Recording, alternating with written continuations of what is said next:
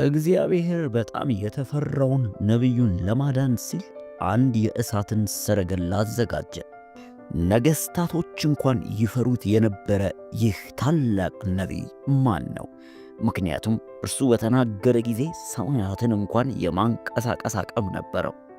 ምንም እንኳን በቅንጡ ሕይወት ባይኖርም እጅግ በጣም በትሕትናና ምንም ልብ በማይገዛ አለባበስ ይንቀሳቀስ ነበረ። ነገር ግን ድምፁ ከሰማያት ጋር የተገናኘ ኃያል የነቢያት ድምፅ ነበረው። ስሙም ኤልያስ ይባላል። ቃላቶቹ የሰማያትን ሰማይ እንኳን ይቆጣጠራሉ። ከዕለታት አንድ ቀን ታዲያ ጨካኙን ንጉሥ አክዓብን ፊት ለፊት ዓይኑን እያየ እንዲህ ይለዋል፣ እኔ ካልኩ በስተቀር ከዛሬ ጀምሮ ሰማያት አንዳችም ዝናብን አትሰጥም አለው። ተፈጥሮም በዚህ ሰዓት የነቢዩን ቃል ታዘዘ። ለ3 ዓመት ተኩል ያክል ምንም አይነት ዝናብ አልዘነበም። ንጉሡም እሱን ለማስያዝ በሞከረ ጊዜ ነቢዩ ምንም አልሮጠም። ይልቁንስ ያደረገው እንዲህ ነበረ።